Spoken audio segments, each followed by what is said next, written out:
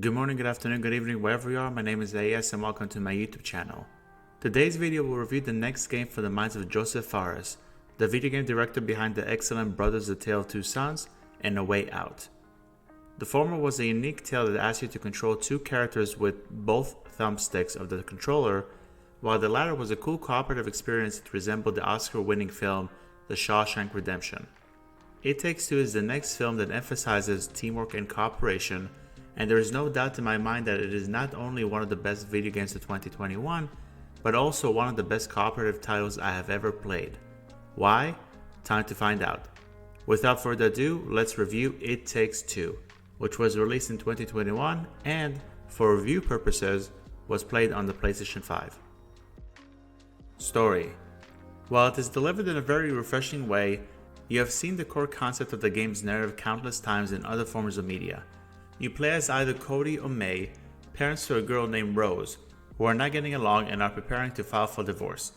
In an attempt to fix their relationship, Rose uses a special book to wish that Cody and May remain friends.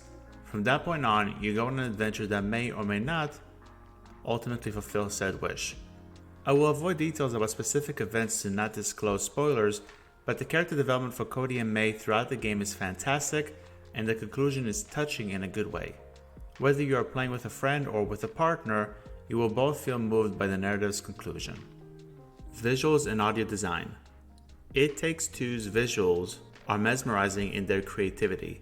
The character designs are not nearly as realistic as video games such as Resident Evil Village, but there is a sense of charm throughout the game that is noteworthy. The human characters, the designs of Cody and May, and the various personas you meet along the journey are cool, and the environments are not too shabby either.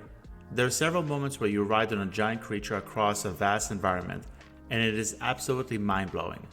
When it comes to the audio design, the title soundtrack fits the tone of each environment. In the snow area, you almost feel like you're listening to Christmas music.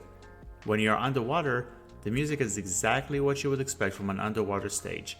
The music also isn't afraid to be morbid when the issues of parental neglect are sporadically addressed, or be powerful during boss battles. Per the standard of the previous games from Joseph Fares, the presentation in It Takes Two is awesome. Gameplay. Although Brothers: A Tale of Two Sons and A Way Out have platforming sections, you will be walking most of the time and occasionally perform team-up actions. In It Takes Two, that split is about 30-70. You will walk for 30% of the time, but then you will either complete platforming sections, team up for a cooperative task, or fight a boss for 70% of the game's length.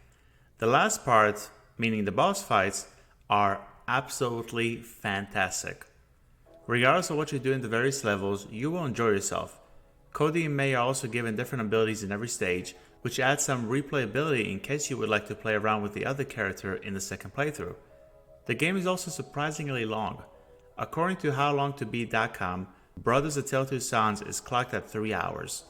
A Way Out can be beaten in around 6 hours. It Takes Two reaches its conclusion within 11 hours. As you can tell, I think highly of the game. My only criticism focuses on a few characters and stages. Again, this is a spoiler-free review. With that being said, there were a number of creatures and environments that were too cheesy for me. I didn't mind the wackiness of most of It Takes Two, but the chapter Symphony specifically was a tad too much for my taste. It wasn't terrible, but I could have done without it, or at least in a modified setting. Nonetheless, the big majority of the title's gameplay is superb. Fun factor.